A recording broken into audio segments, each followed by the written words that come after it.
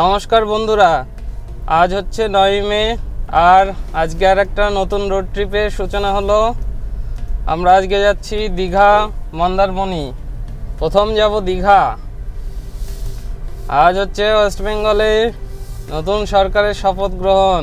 তা চলুন আজকে রাস্তার কন্ডিশন কেমন কি আর কোন পথে যাচ্ছি, সেলফ ড্রাইভ করে যদি দীঘা যান তাহলে কত টাইম লাগবে পুরোটাই আইডিয়া পেয়ে যাবেন।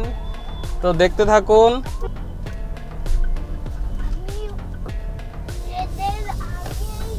আমরা 11 নম্বর রেলগেট পার হলাম।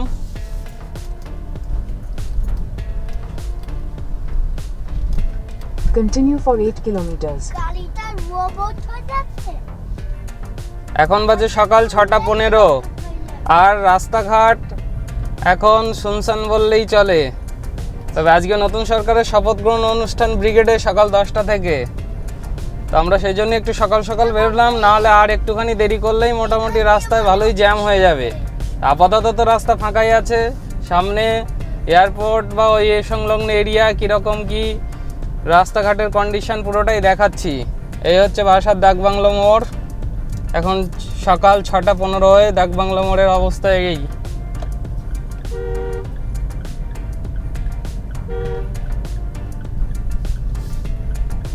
সেরকম ভিড় হবে বলে মনে হচ্ছে না। তা চলুন সঙ্গে থাকুন, পুরো পথটাই আমাদের সাথে আপনারাও এনজয় করুন। এটা হলো বেলগড়িয়া এক্সপ্রেসওয়ে ক্রসিং। এখান থেকে আমাদের এবারে ডান দিকে বেঁকে যেতে হবে। সোজা এয়ারপোর্ট চলে যাচ্ছে আর আমরা এবার ডান দিকে বেঁকে যাব।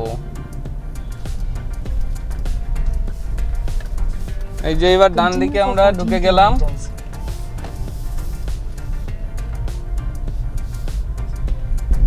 এবার আমরা বেলগড়িয়া এক্সপ্রেসওয়ে বরাবর আমরা দক্ষিণেশ্বর অবধি যাব। দক্ষিণেশ্বর ঢোকার ঠিক আগের একটা ক্রসিং আছে, সেখান থেকে আমরা এবার বাঁ দিকে বেঁকে যাব। এই যে দেখছেন সোজা দক্ষিণেশ্বর বেলুর, আর এই বাঁ দিক দিয়ে আমরা বেঁকে যাব ওই যে টোল ব্রিজ NH2 NH6। এই যে সোজা গেলে আপনারা বালি ব্রিজ দিয়ে ওই দিক দিয়ে চলে যেতে পারবেন, গঙ্গাটা পার হতে পারবেন। বালি ব্রিজের ওপরে কোনো টোল লাগবে না। আর বাঁ দিক দিয়ে গেলে এইদিকে নিবেদিতা সেতু, এখানে আপনাদের টোল দিতে হবে। আপনাদের জানিয়ে রাখি যে এই বালি ব্রিজের ওপর দিয়ে আপনারা যদি বাইক নিয়ে আসেন সেক্ষেত্রে কিন্তু আপনারা এই নিবেদিতা সেতুর ওপর দিয়ে যেতে পারবেন না, কারণ টু হুইলার এখান দিয়ে অ্যালাউ নয়। টু হুইলার নিয়ে গেলে আপনাদের ওই বালি ব্রিজ দিয়ে যেতে হবে। আর ফোর হুইলার যদি আনেন তাহলে আপনারা এদিকে যেতে পারবেন সহজে। এই যে ডান দিকে দক্ষিণেশ্বর মা ভবতারিণী মন্দির। জয় মা ভবতারিণী। গঙ্গায় এখন জোয়ার। তো আমাদের বাড়ি থেকে দীঘার দূরত্ব 200 কিলোমিটার। 6:15 আমরা বেরিয়েছিলাম, এখন 6:40 বাজে। আর এখন অবধি আমরা বাড়ি থেকে চলে এসেছি 20 কিলোমিটার টোটাল। এখন 180 কিলোমিটার যেতে হবে। এটা হলো আজকের দিনে আমাদের প্রথম টোল প্লাজা, নিবেদিতা সেতুর টোল প্লাজা।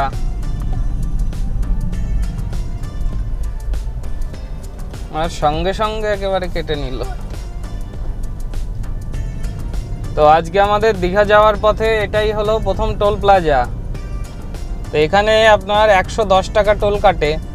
তবে আমাদের ওই রাজমার্গ যাত্রায় আমরা অ্যানুয়াল টোল প্লাস কেটে রেখেছিলাম ওই পুরী যাওয়ার সময়, সেজন্য আমাদের টোল নিয়ে আর চিন্তা নেই। তো দেখুন সামনে সেই জাংশনটা আসছে, যেখান থেকে আপনাদের দিল্লি রোড আর চেন্নাই বা মুম্বাই রোড ভাগ হয়ে যাচ্ছে। অর্থাৎ খড়গপুরের বা কোলাঘাটের দিকে যেতে গেলে যেদিকে যেতে হবে, আর আপনার বর্ধমান আসানসোল অর্থাৎ দিল্লি রোড, সেই জাংশনটা দেখাবো। চলুন।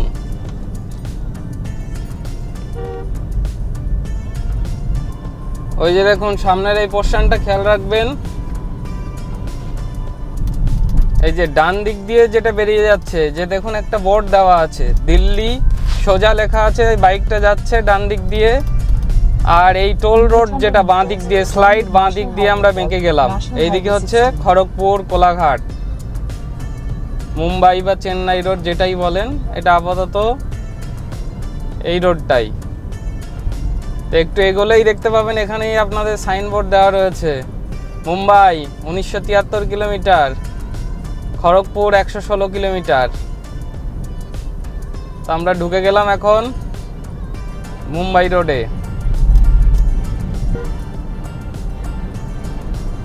আর এখান থেকে 172 kilometre Digha. Estimated time of arrival 10টা 37 দেখাচ্ছে যদি টানা যাওয়া হয়, 3 ঘন্টা 52 মিনিটের ড্রাইভ। আমরা যাব, রোডটা এনজয় করতে করতেই যাব। ব্রেকফাস্টের জন্য একবার দাঁড়াতে হবে।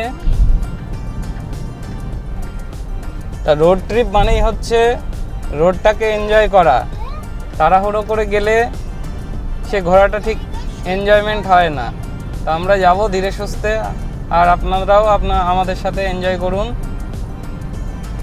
তো চলুন দেখতে থাকুন। তো আমরা চলে আসলাম আজকের দিনে আমাদের দ্বিতীয় toll plaza, Dhulagarh toll plaza.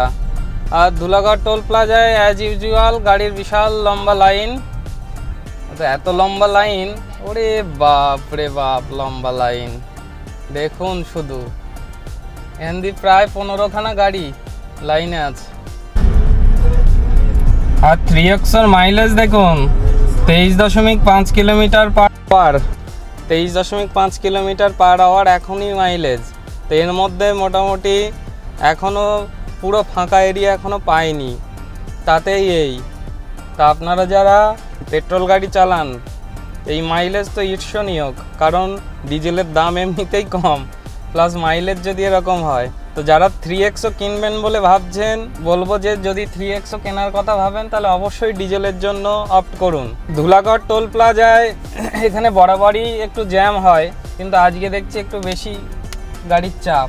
আমরা কোলাঘাট থেকে আর মাত্র 10 কিলোমিটার দূরে, আর এই যে বাঁ দিক দিয়ে যে রাস্তাটা বেরিয়ে যাচ্ছে, এই দিক দিয়ে দেউলটি যাওয়া যাবে, অর্থাৎ শরৎচন্দ্রের বাড়ি।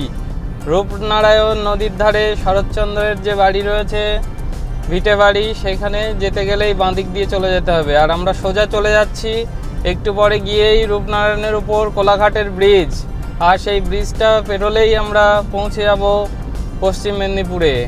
আর এখন আপাতত আছি আমরা হুগলিতে। এখন বাজে ঘড়িতে 7:42, আর আমরা বাড়ি থেকে চলে এসেছি এখনো পর্যন্ত 78 কিলোমিটার। আর এখান থেকে দীঘার distance 120 kilometre. Estimated time of arrival সেই 10টা 34-এ আছে, 2 ঘন্টা 52 মিনিটের ড্রাইভ। এই যে আমরা উঠে গেলাম কোলাঘাট ব্রিজে, রূপনারায়ণ নদীর ওপরে কোলাঘাট ব্রিজ। আর এই যে বাঁ দিকে দেখা যাচ্ছে দেখুন কোলাঘাট রেল ব্রিজ। আর এই বাঁ দিকে একটুখানি গিয়েই রূপনারায়ণ আর হুগলি নদী মিলিত হয়েছে। 3X-ও ডিজেল গাড়ির যা পারফরমেন্স, দীঘায় যাওয়া আর ওই বাজার করতে যাওয়া কলকাতা থেকে একই রকম লাগছে। মানে 100 হচ্ছে ক্রুজিং স্পিড, 100-এ মনে হচ্ছে গাড়ি সবে চালানো শুরু হয়েছে। Out of the world experience. তো এখন ঘড়িতে 7:45 বাজে। ব্রেকফাস্টের জন্য আমরা শেরি বেঙ্গলে দাঁড়াবো। শেরি বেঙ্গলটা আপনাদের বলে রাখি যে কোলাঘাটের থেকে আপনার বাঁ দিকে হলদিয়া রোড অর্থাৎ দীঘা রোডে ঢোকার পরে, তারপরে আপনাদের বাঁ হাত বরাবর পড়বে।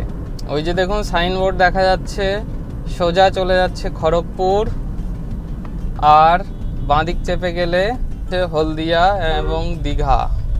আর এই স্পিড ক্যামেরা শুরু হয়েছে। এই যে এখান থেকে ওই যে লরিটা যাচ্ছে, ওইটা সোজা হচ্ছে খড়গপুর, আর আমরা এই বাঁ দিকে বেঁকে যাব।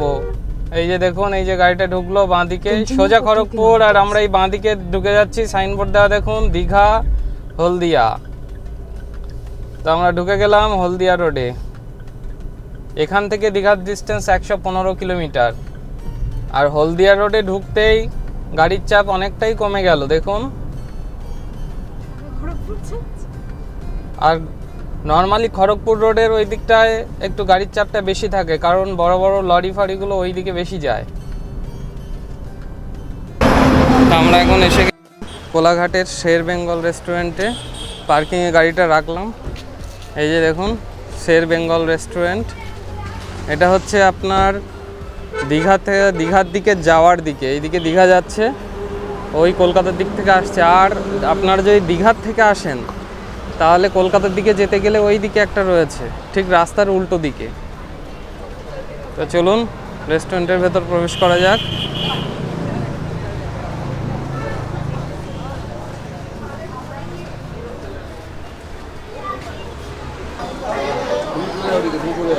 তো আমরা এখন আছি শের বেঙ্গল রেস্টুরেন্টে। এখানে আমরা এখন ব্রেকফাস্ট করছি। ব্রেকফাস্টে এই যে ইডলি দিয়ে,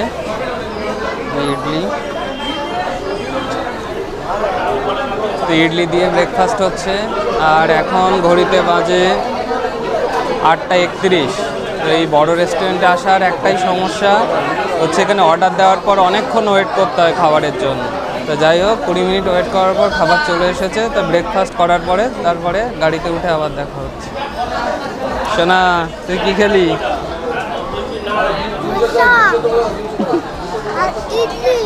ও ঠিক আছে, চলুন। তো ব্রেকফাস্ট করে আমরা আবার দীঘার দিকে যাত্রা শুরু করলাম।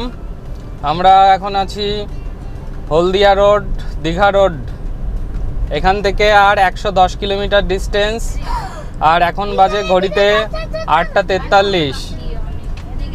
এখন এস্টিমেটেড টাইম অফ অ্যারাইভাল 11:34 দেখাচ্ছে, অর্থাৎ ঠিক 1 ঘন্টা টাইম এখানে নষ্ট হলো। নষ্ট বলবো না, এখানে একটু ফ্রেশ হওয়া গেল, ব্রেকফাস্টটা হয়ে গেল। এবারে ধীরে সুস্থে চলে যাব। মোটামুটি 12টার মধ্যে আমরা ইজিলি ঢুকে যাব। আর হলদিয়া রোড তো এখন ফাঁকা, দেখুন রাস্তার কন্ডিশনটা।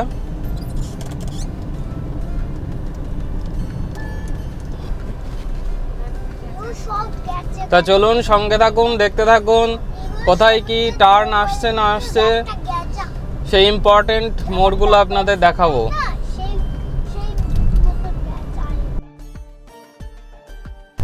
তো আমাদের দীঘার জার্নির পথে এটা হচ্ছে 3 নম্বর টোল প্লাজা,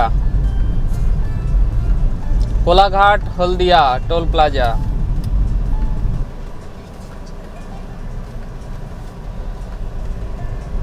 আজকে স্যাটারডে, উইকেন্ড, ওই জন্য দীঘা যাওয়ার পথে প্রাইভেট কার ভালোই ভিড় রয়েছে। আর শের বেঙ্গল রেস্টুরেন্টে দেখলাম আগের বারের থেকে এবার বসার জায়গা আরও বাড়িয়েছে, মানে চাপ সামলানোর জন্য। তো উইকেন্ডের দীঘা কখনোই ফাঁকা থাকে না। তা চলুন দেখা যাক দীঘা গিয়ে কীরকম কী পরিস্থিতি।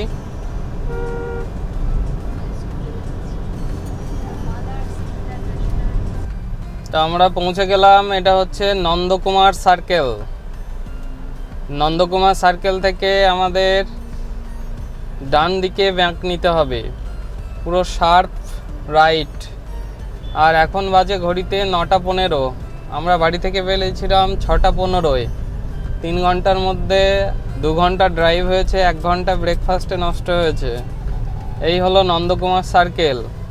বাঁ দিক দিয়ে চলে যাচ্ছে আপনার মহিষাদল তমলুক। ওই যে দেখেছেন মহিষাদল রাজবাড়ি যেতে গেলে বাঁ দিক দিয়ে চলে যেতে হবে, আর আমরা এই ডান দিক দিয়ে চলে যাচ্ছি। আর এই যে যদি সোজা বেরিয়ে যান আপনারা, এই সোজা বেরিয়ে গেলে এই যে ওটা কোনা এক্সপ্রেসওয়ে, ওই যে ওইটা পুরো হলদিয়া চলে যাচ্ছে ওইটা। আর আমরা চলে যাচ্ছি এখন ডান দিকে বেঁকে দীঘার দিকে। নন্দকুমার সার্কেল থেকে ডান দিকে ঢোকার পরে দীঘা রোডে দেখুন 2 লেনের রাস্তাটা শেষ হয়ে গেল। এবারে একটাই রাস্তা, মাঝখান দিয়ে এরকম দাগ দিয়ে 2টো লেন করে দেওয়া রয়েছে, অর্থাৎ একটা রাস্তা দিয়েই যাতায়াত হচ্ছে। তো এখানে গাড়ির স্পিড একটু কমে যাবে আগের তুলনায়। তো আপনারা ওই নন্দকুমার সার্কেল অবধি মোটামুটি 80-90 স্পিডে চলে আসতে পারবেন। তারপর থেকে আপনার স্পিডটাকে একটু কমাতে হবে, 60-70 ম্যাক্সিমাম। এখান থেকে আর 80 কিলোমিটার ডিস্টেন্স দীঘার।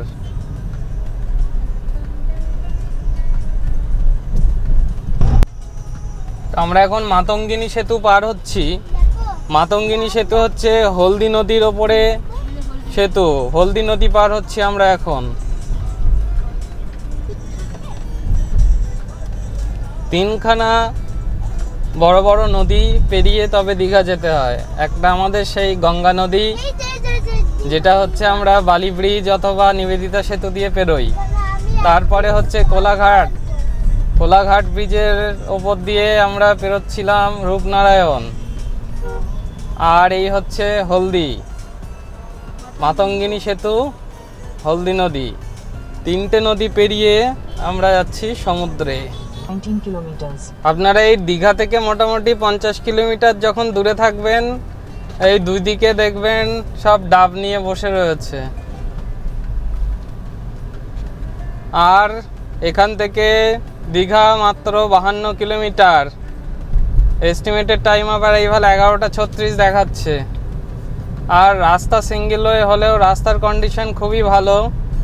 দুদিকে গাছপালা, আবার ফুল ফুটেছে লাল হলুদ, দারুণ লাগবে। আজকে শনিবার, সব উইকেন্ড ট্রিপে দীঘা যাচ্ছে, ওজন্য রাস্তায় প্রাইভেট কারের মোটামুটি জ্যাম আছে একটু।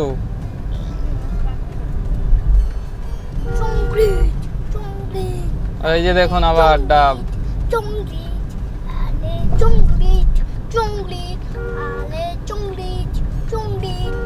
আমরা মিনিট 10-এর একটা টয়লেটের ব্রেক আর ডাব খাওয়ার ব্রেক নিলাম।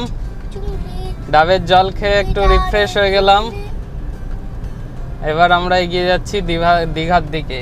যারা নিজেদের গাড়ি নিয়ে আসবেন তাদের জন্য বলবো, আপনারা যদি সকালের দিকে বেরোন তাহলে আপনারা ওই 5টা কি 6টার মধ্যে বেরিয়ে যান, তাহলে কোলাঘাটে এসে ব্রেকফাস্ট করতে পারবেন। আর দীঘা আপনারা 12টার মধ্যে ইজিলি পৌঁছে যাবেন।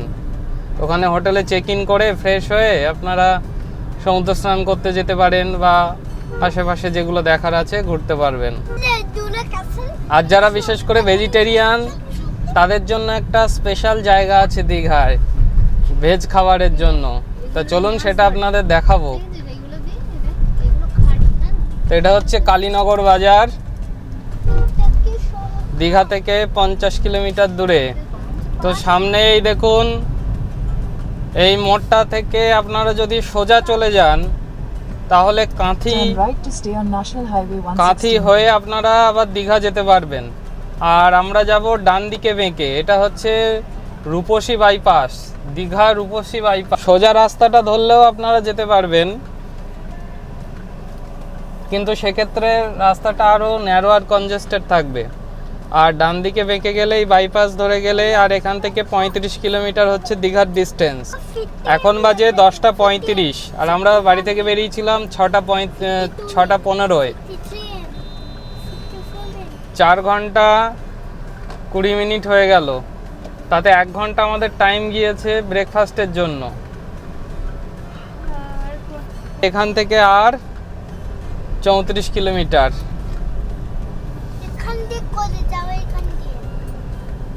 আর রাস্তায় যেটা দেখতে পাচ্ছেন, আজকে শনিবার, সব উইকেন্ড ট্যুরে যাচ্ছে, একদম প্রাইভেট কারের লম্বা লাইন।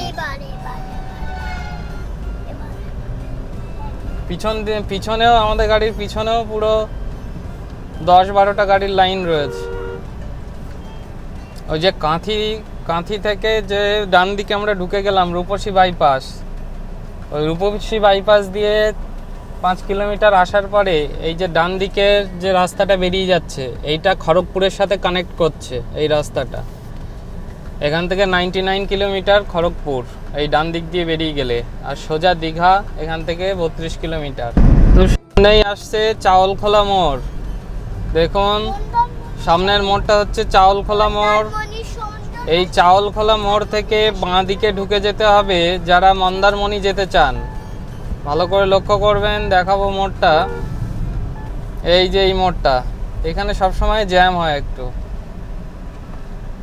এই যে চাউলখোলা, আমরা বেরিয়েছিলাম 6:15, 4 ঘন্টা 45 মিনিট ড্রাইভ করে চলে আসলাম আমরা চাউলখোলা। দীঘা থেকে 20 কিলোমিটার। এই বাঁ দিক দিয়ে মন্দারমণি এখান থেকে আর আপনার ওই কিলোমিটার 10। এই যে দেখুন, এই যে এই রাস্তাটা দিয়ে আমরা সোজা বেরিয়ে যাচ্ছি।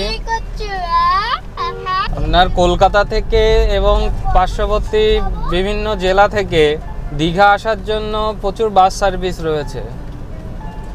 আর এই রাস্তাগুলোয় বাস, সেই জন্য দেখবেন সবসময় আসা যাওয়ার পথে বাসের চাপ কিন্তু ভালোই রয়েছে। তা চাউলখোলা মোড় পেরোবার পরে রাস্তাটা আরও একটু সরু হয়ে যাচ্ছে, কিন্তু দুদিকে ইউক্যালিপটাস গাছের সুন্দর শেড মতো ছায়া করে দিয়েছে। সেখান দিয়ে ড্রাইভটা একদম দুর্দান্ত লাগে। দেখুন রাস্তাটা, এই দেখেছেন বাস, যে কথাটা বলছিলাম, বাসের চাপ কিন্তু ভালোই রয়েছে। আর এখান থেকে 20 কিলোমিটার আর 19 কিলোমিটার দূর দীঘা।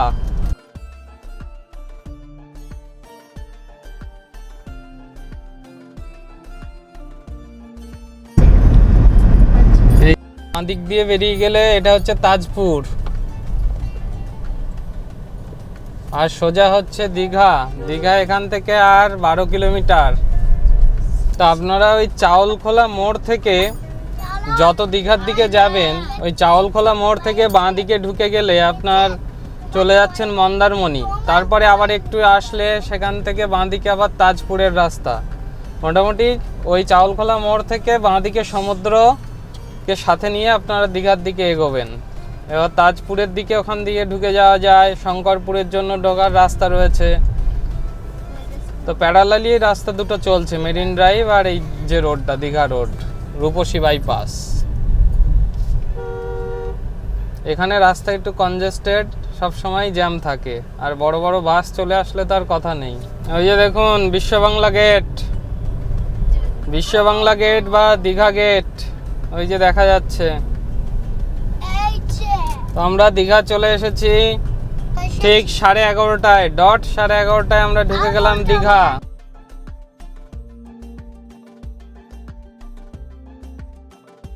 এই যে বাঁ দিক দিয়ে রাস্তাটা দেখছেন, এখান দিয়ে দীঘা মেরিন ড্রাইভে চলে যাওয়া যাবে। তো আমরা দীঘা ঢুকে গেলাম, আর এখান থেকে আমাদের হোটেল 2 কিলোমিটার ডিস্টেন্স। প্রথমেই পড়বে ওল্ড দীঘা, সামনে হচ্ছে ওল্ড দীঘা, পেরিয়ে তারপরে নিউ দীঘা পড়বে। ওই যে দেখুন দীঘা মোহনা বাঁ দিক দিয়ে দেখাচ্ছে, ওগুলো আমরা সব বিকেলবেলা অথবা কাল সকালে যাব। ওল্ড দীঘা বাস স্টপ যে দেখছেন বাঁদিকে, ওল্ড দীঘা বাস স্টপ। আর এই যে দেখুন ওল্ড দীঘার সেই বিখ্যাত টার্নিং পয়েন্টটা, ওই যে দীঘার সমুদ্র দেখা যাচ্ছে, ওই যে সমুদ্র।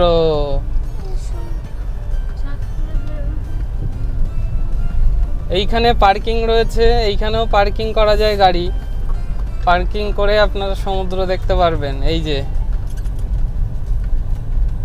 Paid parking.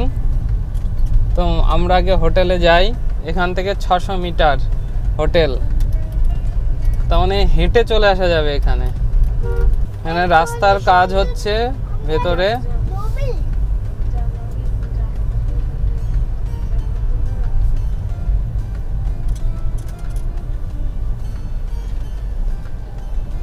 আপনার ওল্ড দীঘাটা হচ্ছে জমজমাট বেশি, কারণ ওল্ড দীঘায় বাজার বেশি, আর এটাই সব থেকে পুরনো। তো আর সমুদ্রের ভিউটাও যেন এখান থেকে বেশি ভালো লাগে। আর সন্ধ্যের দিকে তো এই সমস্ত জায়গায় হাঁটতেই পারবেন না, এত ভিড় হয়ে যাবে।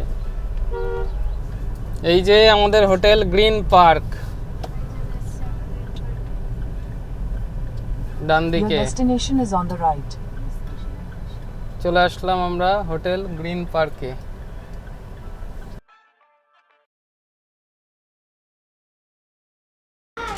আপনাদের রুম ট্যুরটা দিয়ে দিই। এটা হলো দীঘার আমাদের রুম। এই যে দেখুন,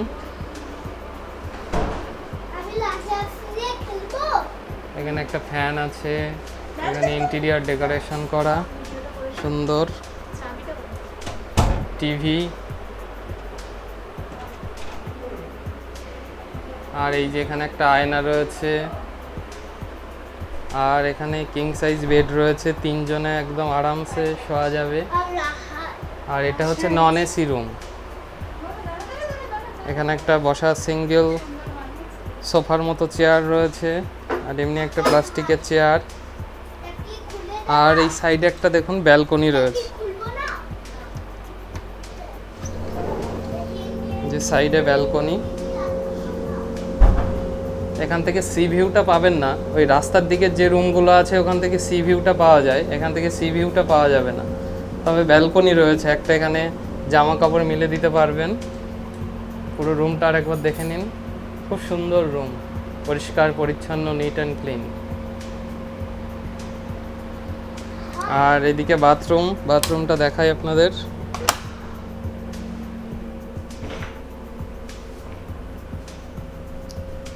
ওয়েস্টার্ন কমোড রয়েছে, এক্সজস্ট ফ্যান, গিজার, শাওয়ার, আর এদিকে বেসিন।